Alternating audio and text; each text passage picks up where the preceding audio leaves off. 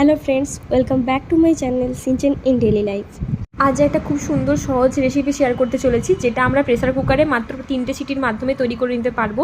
এটা খুব চটজলদি তৈরি করা হয়ে যায়, তো আমরা বিকেলে স্ন্যাক্স হিসেবে এটা খেতেই পারি।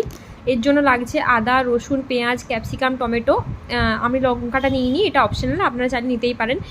প্রেসার কুকারটাকে গরম করে নেওয়ার পর তাতে একটু সাদা তেল নিয়ে নিলাম, আর তারপর দিয়ে দিলাম পেঁয়াজ, আদা, রসুন। সেটা ভালো করে ভেজে নেওয়ার পর আমি দিয়ে দিলাম লঙ্কা, হলুদ, নুন। এরপর দিয়ে দেবো টমেটোটা দিয়ে ভালো করে ভেজে নেওয়ার পর আমি তাতে দিলাম টমেটো সস। আর আমার কাছে এই মুহূর্তে সয়া সস বা চিলি সস ছিল না, আপনারা থাকলে অবশ্যই দেবেন।